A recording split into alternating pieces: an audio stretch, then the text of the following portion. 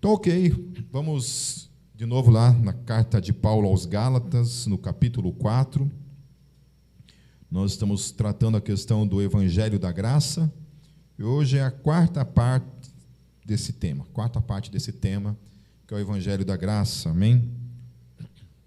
Nós estivemos vendo nas outras 3 pregações a dificuldade que nós encontramos de compreender a graça, ainda nos dias de hoje, que isso daí não é uma questão somente nossa, que estamos separados de, pelo menos, quase 2000 anos de história, em que isso foi revelado pelo apóstolo Paulo, o Evangelho da Graça foi revelado para ele, e ele fala isso nas suas cartas, que ele recebeu esse ensino da parte de Deus, ele não consultou nenhum dos apóstolos, isso veio diretamente da parte de Deus para com ele, e ele então estava ensinando esse evangelho, que era o Evangelho da Graça. E nós estivemos vendo que nem os próprios apóstolos compreendiam essa questão, que houve de fato uma necessidade de ter inclusive um concílio em Jerusalém, para que essa questão fosse colocada, porque como é que se vive a graça? Como é que se aplica a questão da graça para com aquele que não é um judeu? Então, os judeus, eles mesmo crendo em Cristo, continuaram guardando as questões da lei, continuaram circuncidando, continuaram indo no templo, porque o templo só foi destruído no ano 70, ano Domini. Tinha as questões das sinagogas, que a gente vai ver também um pouco mais para frente, mas eles estavam ali permanecendo. Mas o gentio, aquele que não vivia nesse contexto, que estava vindo para a fé cristã e não se circuncidava. E aí, agora, ele guarda a lei, não guarda a lei, como é que faz isso? Nós estivemos vendo que nem o próprio concílio, nem o apóstolo Pedro, nem o apóstolo Tiago, e muito menos o apóstolo Paulo, pregaram questões ligadas à lei. Do contrário, eles falaram que é impossível, não tem como. Não tem como você ser salvo e guardar a lei. Não tem como você ser cristão e guardar a lei. Não tem como você viver pela graça e viver pela lei ao mesmo tempo. Uma coisa automaticamente elimina a outra. E todos os outros 3 capítulos, Paulo vai tratar essa questão. Então, não é uma dificuldade somente nossa compreender e vivenciar isso. E isso era uma questão já lá no primeiro século, os próprios apóstolos tinham essa dificuldade. Tanto que a gente falou da questão lá daquele momento em que Paulo se confronta Pedro, porque Pedro, quando estava só entre eles e os gentios ali, Pedro tinha um comportamento. Quando chegam os outros fariseus que haviam se convertido à fé cristã, os da seita mais judaizante, assim, ele pega e muda o comportamento dele. E aí Paulo vai lá e repreende ele na frente de todo mundo, e o texto fala que, inclusive, o próprio Timóteo tinha se convencido a ter esse tipo de comportamento. Então, até hoje, nós vamos ver nessa carta que até hoje isso é uma dificuldade na igreja. É uma dificuldade. Há uma parte da igreja, uma grande parte, eu diria, talvez a grande maioria da igreja, ainda persegue os que conseguem viver pela graça. Que tem, de alguma forma, tem uma tendência, de alguma forma, a não olhar com bons olhos pessoas que não vivem pela lei e vivem pela graça somente. Ok? Vamos lá, então, capítulo 4, a partir do versículo 1, diz assim o texto. Digo, porém, que, enquanto o herdeiro é menor de idade, em nada difere de um escravo, embora seja dono de tudo. Eu acho interessante isso, que Paulo ele usa 2 palavras para classificar aqui. Ele usa o herdeiro e usa o escravo. Então, ele vai trabalhar com essas 2 palavras. Ok? Ele vai falar dos herdeiros, que são aqueles da fé, e vai falar do escravo, que é aquele que caminha pela lei, debaixo da lei. No verso 2, no entanto, ele está sujeito a guardiães e administradores até o tempo determinado por seu Pai. Então, todo aquele que está em Cristo hoje, antes de estar em Cristo, estava debaixo da lei. Antes de estar em Cristo, antes de ser um herdeiro, antes ele era um escravo. Ele estava no mesmo lugar que o escravo estava, debaixo da lei. Depois ele é transferido, então, para o tempo determinado. Deus tem um tempo determinado em que ele sai dessa condição. Mas todos nós estávamos nessa condição antes. Assim também nós, quando éramos menores, estávamos escravizados aos princípios elementares do mundo. Então, ainda que a gente estava ali eleito por Deus, nós estávamos escravizados pelo pecado, todos nós. Então, todo mundo que está na fé cristã, de alguma forma, é um ex-escravo. Amém? Nós éramos escravos. Escravos do quê? Da lei. Mas de que lei? A lei que nos condenava. Essa lei nos tornava escravos. Nós estávamos escravizados por essa condição. Mas daí o versículo 4 diz: mas quando chegou a plenitude do tempo, e essa plenitude do tempo, o que Deus quer dizer com isso, com plenitude do tempo? Há 3 fatores que os teólogos entendem que, da razão pela qual foi chamado daquele tempo, exatamente lá no 1º século, de tempo da plenitude. Haviam 3 movimentos que aconteciam ali, que tornou aquele momento um momento propício para que o Evangelho viesse a este mundo. Então, por exemplo, nós poderíamos estar até hoje aguardando o Messias, como de fato os judeus até hoje aguardam, né? Até hoje tem essa questão. Depois que o Antigo Testamento, lá, antes de Cristo, lá 300 anos antes de Cristo, se fechou, né, não houve mais escritos após aquilo ali, até hoje se aguarda. Então, são aí pelo menos 2.323 anos que estão esperando o Messias se manifestar. Então, o Messias não veio ainda. Para nós, ele veio e voltará. Amém? Para eles, não. Eles estão ainda esperando que o Messias volte e que o Messias restaure toda a questão ligada às suas promessas, ligada a Israel. Nós não cremos nisso. Nós não cremos que Deus não tem nada mais a ver com essa questão de Israel, a não ser a questão dos remanescentes, que Paulo fala. Paulo vai falar da questão dos remanescentes. De fato, há ainda em Israel remanescentes, que são aqueles que Deus elegeu para a salvação, dentre os judeus. Ok? Mas tem linhas de soteriologia dentro da igreja. Soteriologia é a doutrina da salvação, que crê que um judeu é salvo só pelo simples fato de ele ser judeu, que ele nem precisa crer em Jesus, por causa das promessas que Deus deu para com Israel. Então, o cara vai ser salvo só pelo simples fato de ele ser judeu, o que, obviamente, isso é uma abominação. Isso não faz o menor sentido. Ok? Nenhum lugar na Bíblia Sagrada fala que alguém vai ser salvo sem a fé em Cristo Jesus. Amém? Quando o Cordeiro veio, foi claro: aquele que me rejeitar já está condenado. Ok? Certo? Então, não existe nas Escrituras, em nenhum lugar, essa besteira de dizer que um judeu é salvo pelo simples fato de ser judeu.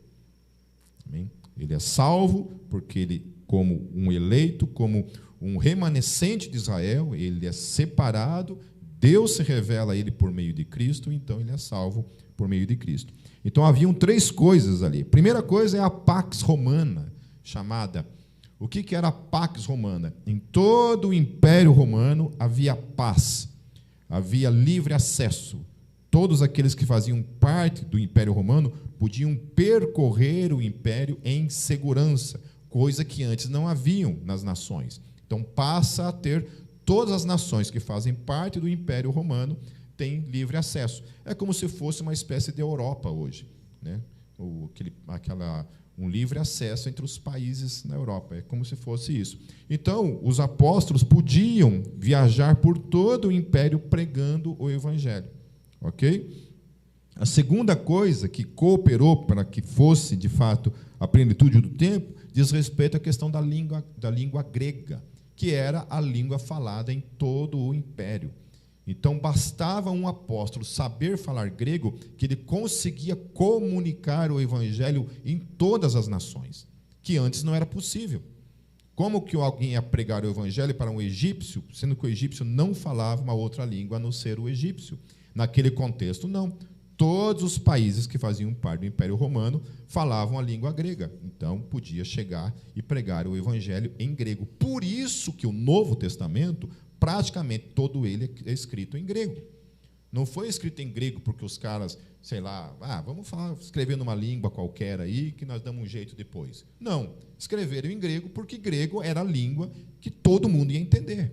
Então, quando alguém lesse o evangelho de João, ele ia entender. Em qual fosse o país em que ele estivesse habitando, ele compreenderia o evangelho naquela língua. Por isso que era escrito em grego.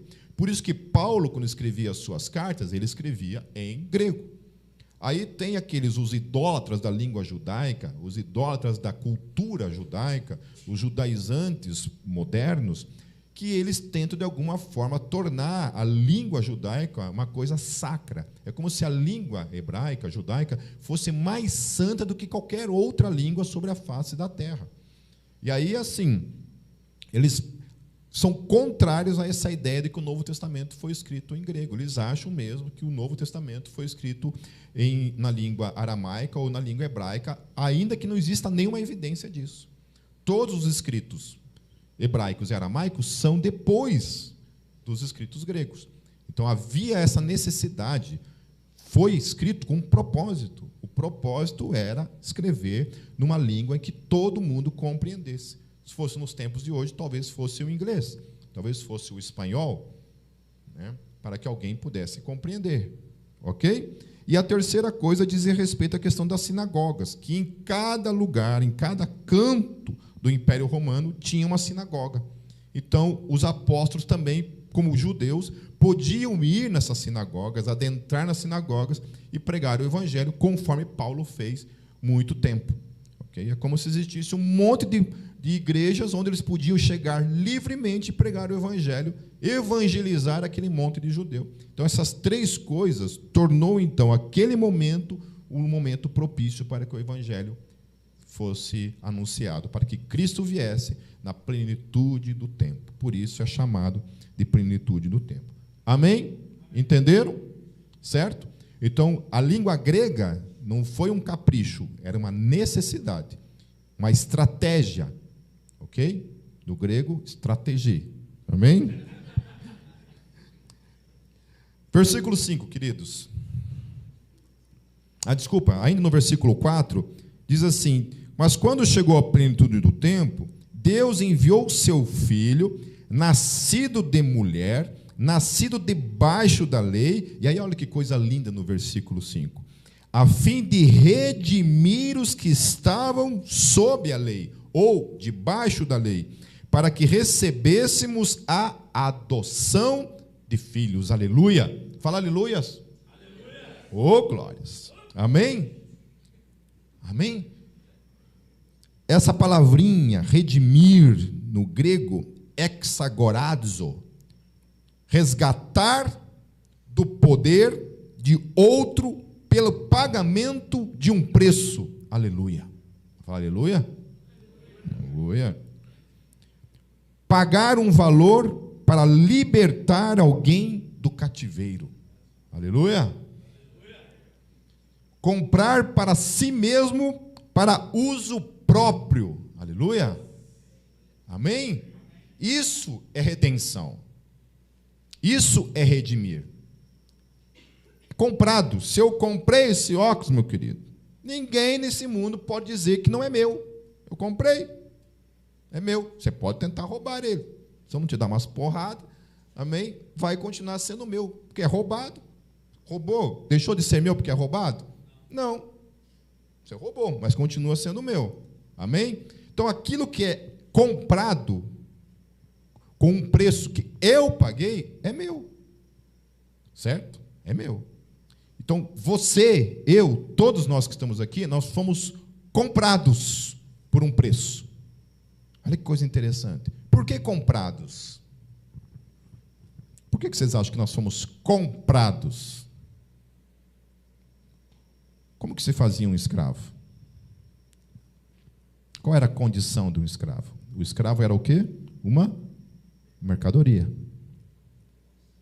O escravo, ele pertencia a quem? Ao seu dono. Então você não podia simplesmente pegar um escravo para você. Você tinha que o quê? Comprar ele. E todo escravo tinha um preço. Qual foi o nosso preço? Vocês já pensaram isso? O preço meu, o preço de cada um de vocês, foi aquilo que Jesus fez na cruz. O que era necessário para que nós fôssemos dele, foi o que ele fez naquela cruz. Então, às vezes, eu fico pensando nesse tipo de evangelho que tem por aí, onde as pessoas já acham que Jesus morreu na cruz para libertar elas da escravidão, para que elas fossem livres, para viver a vida delas. Só que não foi isso. Jesus morreu na cruz para nos comprar, para que nós não vivêssemos mais como escravos desse mundo, mas agora nos tornássemos dele, para que nós vivêssemos para quem? Para ele. Agora nós não somos mais propriedades de Satanás e desse mundo. Agora nós somos propriedade dele. Por que nós somos dele? Porque ele pagou por isso. Ele pagou por isso. Foi o preço que ele pagou por mim e por você. Aleluia. Aleluia. Aleluia e amém. É porque ele pagou o preço que eu posso dizer, e você também, eu sou teu. Eu sou teu não porque eu quero ser. Eu sou teu porque já você pagou. Foi ele quem pagou. Alguém pediu para Jesus morrer na cruz? Aqui? Alguém? Você acha que Jesus algum dia perguntou assim, olha, é o seguinte, eu posso comprar você? Foi isso que aconteceu? Não. Ele foi, antes de eu e você nascermos, ele foi lá e já pagou o preço. Está aqui, comprado. Daí eu fico pensando, né? Lógico que nós estamos fazendo uma metáfora disso, mas fico pensando nesse monte de escritura, né, de certidão de nascimento que Jesus tinha lá no inferno, no colo de Satanás lá, estava lá uma escritura lá, ó. Volmir de Bastos, pertence a Satanás, ponto. Filho do diabo, pecador, prêmio, inferno eterno, ponto. Aí Jesus chega lá, deixa eu ver esse cara aqui não, ele pega o carimbo do sangue dele, compra aquilo lá, e ele tira da mão do diabo, ele transfere e leva para casa aquilo lá. A escritura dele está lá, ó. É o que a gente faz com tudo que a gente compra, né? Você não recebe uma nota fiscal? Certo? Então, Jesus tem a nota fiscal de cada um de nós aqui. Amém? Nunca mais você pode ser tirado dessa condição. É por isso que eu não creio em perda da salvação, queridos. Crer em perda da salvação é anular por completo o preço que foi pago. É dizer que o preço que foi pago pode ser anulado. Você não foi comprado? Se você foi comprado, você não pode dizer não para isso. Um escravo não diz não para o seu senhor. Amém? Então, ele nos redimiu, porque nós estávamos debaixo da lei, então nos comprou, nós tínhamos uma dívida impagável. É isso que é a parábola do credor incompassivo, é justamente isso, né? Eu acho que aqueles que têm dificuldade com perdão precisa decorar a parábola do credor incompassivo. De verdade, decore essa parábola, decore, estude ela e decore ela, em nome de Jesus. Decore. Porque o princípio que essa parábola ensina, qual era? Havia um credor, uma dívida impagável, ele não teria como pagar aquela dívida, é o que o texto fala. Era uma dívida impagável. E ele, em desespero, pede o perdão para aquele a quem ele devia, e aquele para quem ele devia perdoa ele daquela dívida. Fala, tudo bem, deixa quieto, está pago, não precisa se preocupar mais. Uma outra pessoa devia para ele uma quantia pagável, mas não tinha uma condição de pagar. Precisaria de um certo tempo para pagar, mas a quantia que o outro devia para ele era pagável. Era uma coisa que tinha como pagar. E o que acontece? Ele bate, ele espanca aquela pessoa que devia para ele. E aí, aquele para quem ele devia, fica sabendo do que aconteceu, vem até ele e o lança na prisão. E a Bíblia fala que ali haverá ranger de dentes. Ranger de dentes. Ou seja, condenação. A Bíblia, ela é explícita quando ela diz que se nós não perdoarmos, não seremos perdoados. Pode confessar Jesus todo dia como Senhor e Salvador da sua vida. Quem não perdoa, não é perdoado. Quem não perdoa, nunca entendeu a graça. Não estou dizendo que o perdão é uma coisa fácil, simples. Mas o perdão não está ligado a qualquer sentimento que eu devo ter. Ok?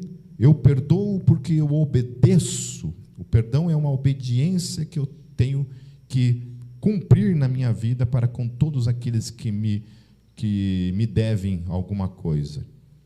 Amém? Então, qual que é o segredo de perdoar? Perdoar. Ah, mas eu tenho tanto ódio. Perdoa, miserável. Mas o meu sentimento é de ódio. Mas perdoa, porque não é sentimento. Não é o fato de você perdoar que aquele sentimento vai desaparecer como mágica. Não. Perdão é uma obediência. Eu perdoo essa pessoa em nome de Jesus. Se o sentimento vir de novo, ore de novo. Senhor, eu perdoo essa pessoa em nome de Jesus. Se eu tiver que falar isso 1 milhão de vezes até o fim dos seus dias, faça isso em nome de Jesus. Amém? Em nome de Jesus. Mas nunca aceite para a sua vida essa história de que eu não consigo perdoar. Não é uma questão de querer, meu querido. Precisa. É necessário. Amém? E aí no versículo 6 ele fala: e porque vocês são filhos, aleluia, Deus enviou o Espírito de seu Filho aos seus corações, o qual clama, Abba, Pai. Então, quem que tem o Filho? Quem que tem o Espírito Santo? Somente quem tem o Espírito Santo? Para quem que Deus enviou o Espírito Santo? Para aqueles que Jesus comprou. Para aqueles para quem Ele adotou. Esses têm agora o Espírito Santo. Amém? Amém? Antes nós não tínhamos o Espírito Santo, porque nós éramos escravos, nós estávamos lá debaixo, o único Espírito que a gente tinha era pombagira, tranca-rua, sei lá, essas coisas. Esses daí nós tínhamos um monte, né? Tinha uns aí que tinham umas legiões de pombagira, né? Esses tinham, certo? Espírito de porco, essas coisas tudo, certo? Então, essas a única coisa que a gente tinha. Quando nós fomos comprados, agora quem habita em nós é o Espírito Santo. Por isso que eu também não creio nessa história de crente ficar possesso. Não existe para mim essa história. O cara ficou endemoniado. Não existe isso. Se você ficou endemoniado, é um sinal de que você não tinha o Espírito Santo. Certo? Amém? E aí, sim, o Espírito Santo é para quem? Para os filhos. Amém? E aí, para os redimidos. No verso 7, assim você já não é mais escravo, mas filho, e por ser filho, Deus também o tornou herdeiro, aleluia. Então essa condição de filho que é a questão para mim e para você. Você é salvo, não é salvo, não é isso que está em jogo. O que está em jogo é a filiação. Fé cristã, cristianismo é filiação. É filiação. O Gabriel é meu filho, ninguém pode tirar isso.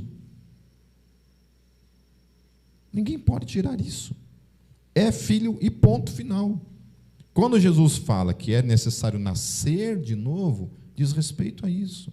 Quando nós nascemos de novo, nós somos regenerados pelo Espírito Santo de Deus, nós recebemos essa filiação e nunca mais podemos sair dessa condição.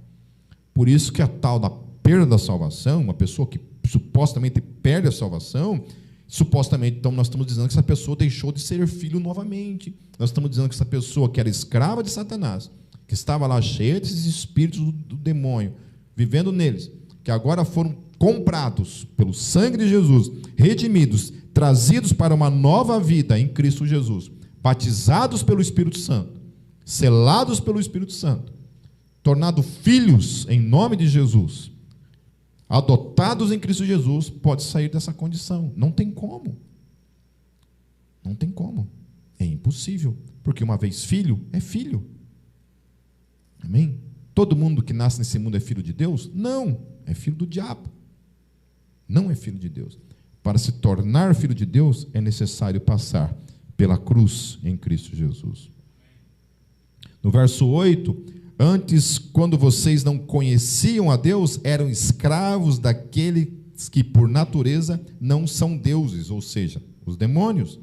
Mas agora, conhecendo a Deus, ou melhor, sendo por Ele conhecidos, como é que estão voltando aqueles mesmos princípios elementares, fracos e sem poder?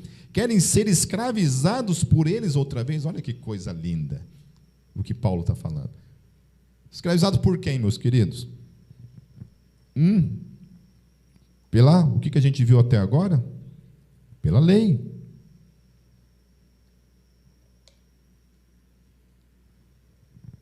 Nós éramos escravizados pela lei, éramos escravos da lei. Jesus nos tirou da condição de escravos e agora nos colocou na condição de livres, filhos.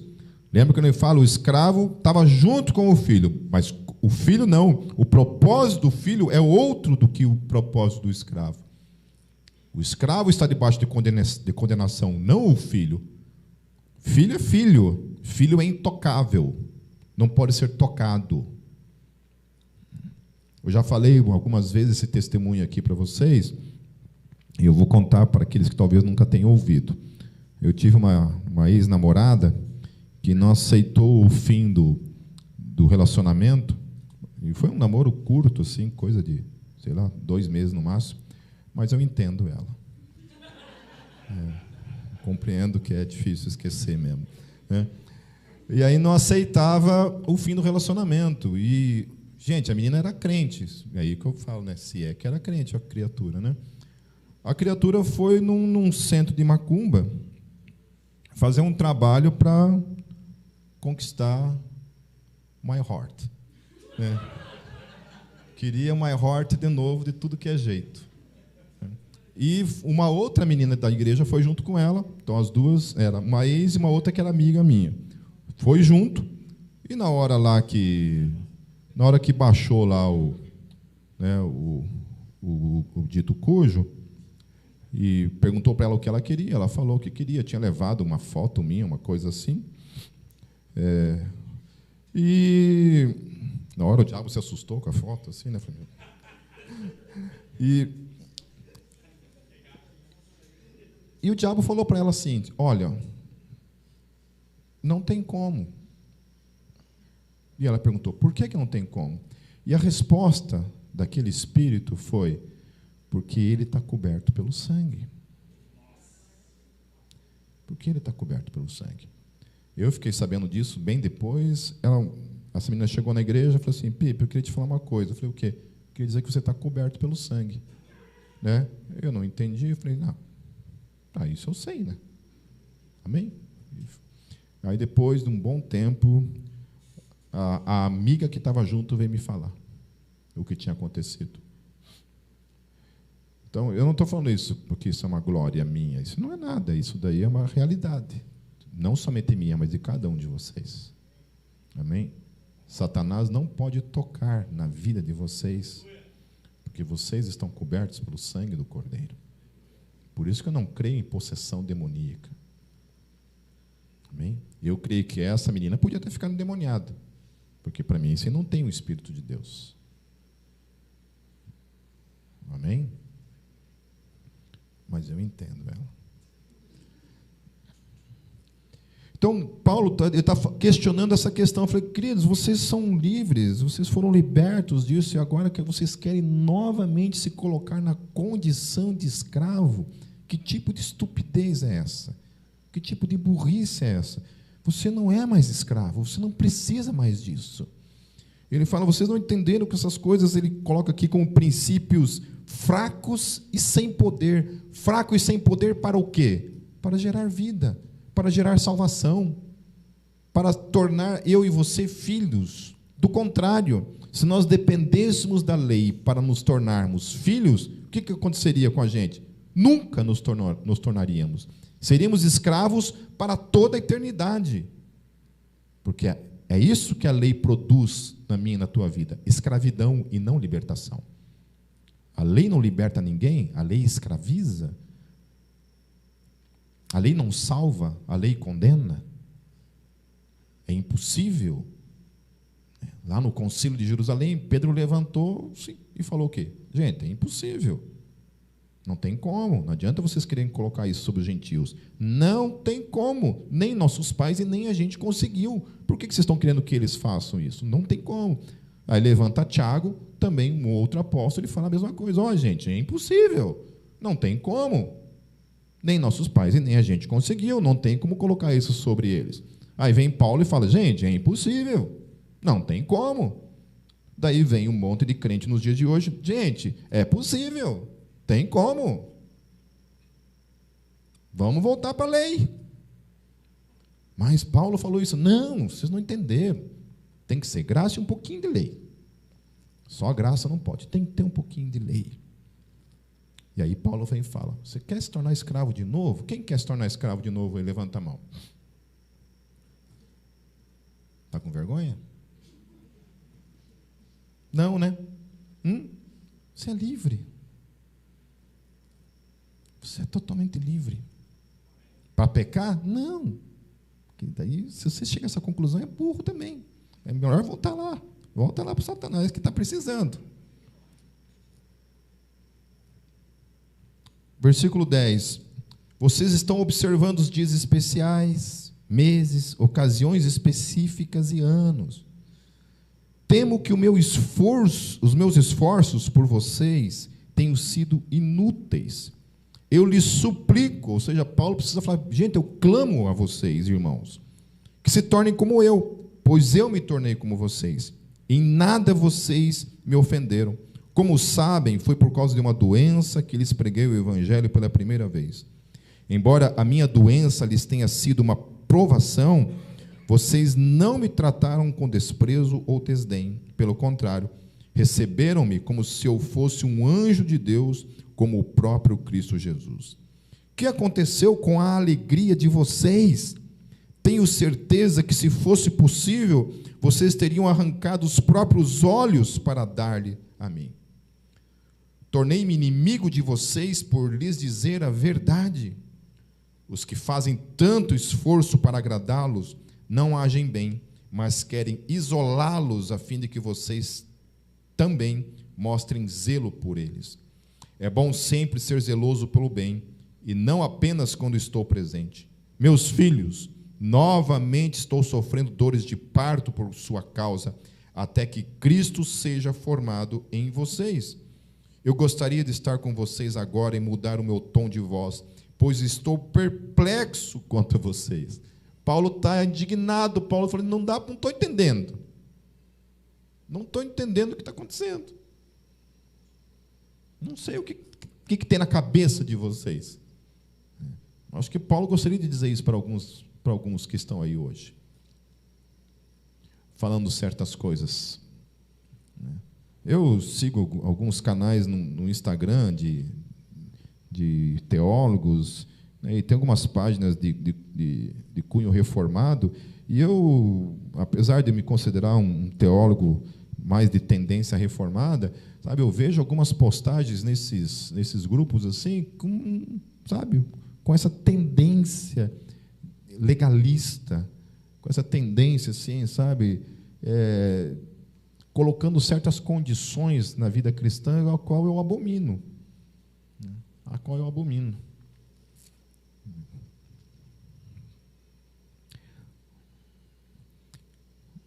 No versículo 21, digam-me vocês, os que querem estar debaixo da lei, acaso vocês não ouvem a lei? É como se Paulo estivesse dizendo assim, peraí, vocês nunca leram a lei?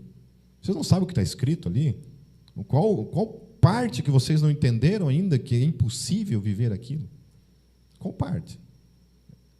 Eu acho que vocês não estão lendo, vocês não estão entendendo ainda o que está em jogo, a impossibilidade presente naquilo ali.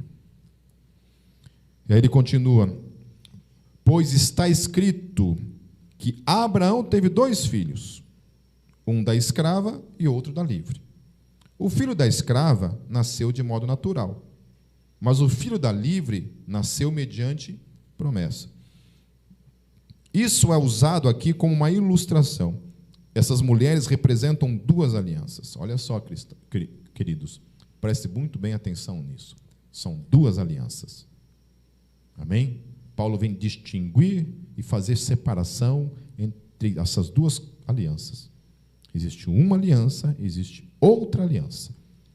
Alguns querem fazer isso se tornar uma só aliança. E não é. Amém? Entenderam que é 2 alianças, não é uma só aliança, são 2 alianças. Amém? 2 alianças. Repita comigo, 2 alianças. Que vai que, né? Vai que 2, por causa do relativismo, hoje 2 pode não significar 2. Pode ser uma verdade para mim, não ser uma verdade para vocês, né? Pode ser que 2 para vocês seja 1, né? E vice-versa. Não que eu estou chamando vocês de burrinhos, tá? Então ele vai falar assim: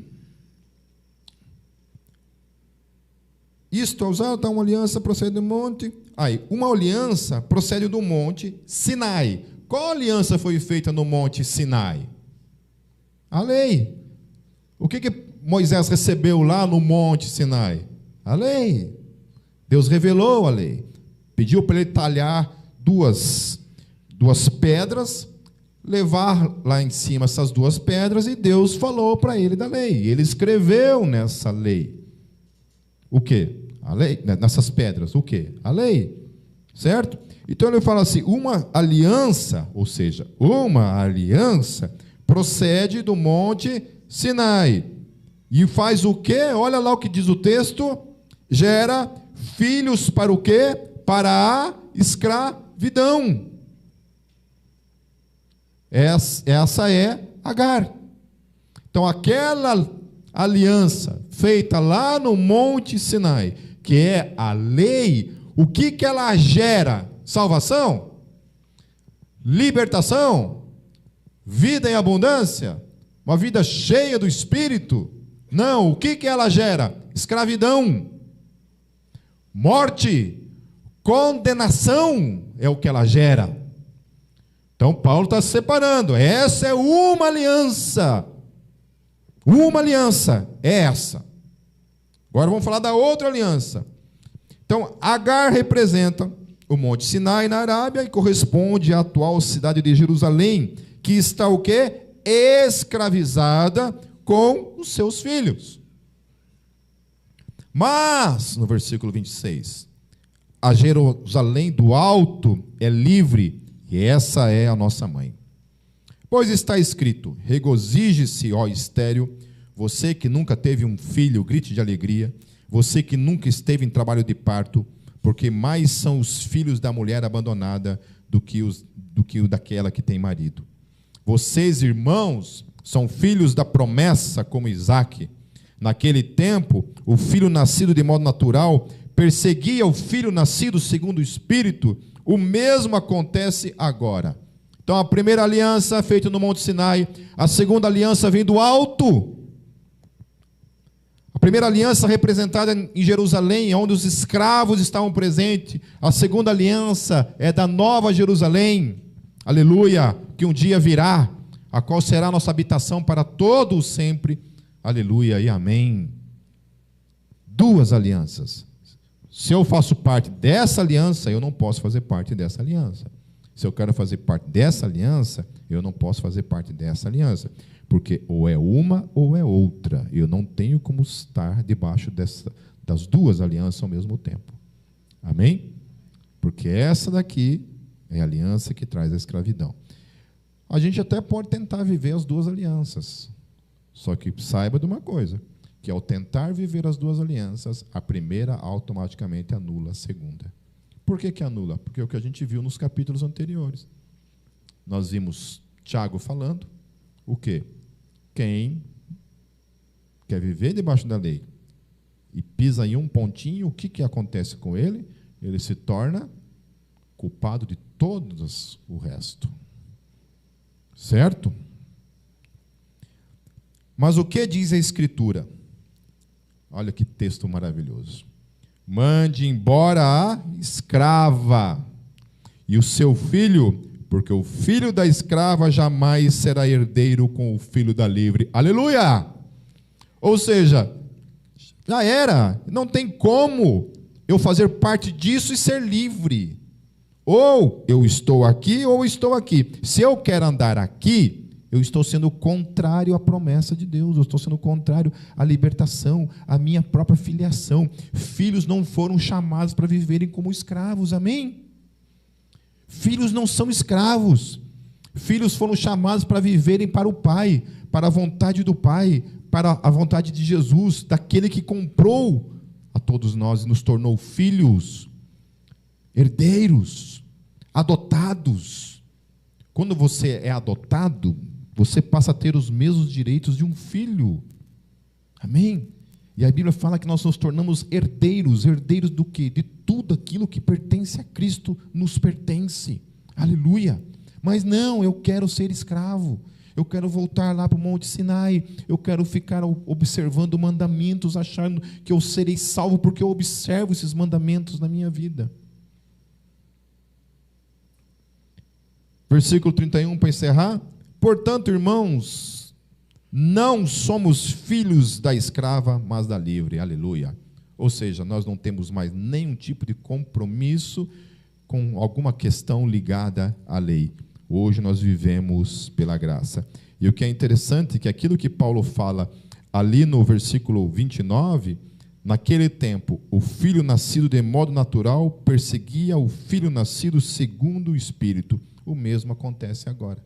Ou seja, quando eu olho para esse bando de teólogo aí, esse bando de denominação que existe por aí, que ainda quer viver debaixo da lei, que entende que é necessário você caminhar pela graça e ter um pezinho na lei, esse tipo de gente é esse tipo de gente que não consegue viver uma vida como livre e quer trazer sobre mim e sobre você esse mesmo aspecto de perseguição que eles viveram lá. O filho da escrava sempre vai perseguir o filho da livre. Amém? Às vezes eu posso ser assim. Às vezes eu posso ter problema com a liberdade do meu irmão. Queridos, se você está entendendo liberdade como liberdade para pecar, não é isso. Depois Paulo vai tratar a respeito da questão, dessas questões que muitas vezes as pessoas não entendem o que é viver pela graça. Como eu falei, os apóstolos também não entendiam direito como é que era essa aplicação. Pô, mas vamos viver sem lei agora? Então quer dizer que eu posso me prostituir? Não, seu burro. Não, não é isso. Do contrário, agora que você não deve mesmo, porque agora você é livre. Porque agora você foi comprado pelo sangue do Cordeiro. Porque agora você é filho, você não é mais escravo. Você não tem que andar mais como um mendigo. Você tem que andar como o filho do rei que você é. Amém? E filho do rei, não estou falando de dinheiro. Estou falando de caráter, de natureza, de filiação, de natureza que foi colocada em mim e em você por meio do Espírito Santo, que pertence somente aos filhos, aleluia. Eu e você temos o Espírito Santo. Não precisamos mais viver debaixo da escravidão. E devemos sim caminhar debaixo da graça. Amém?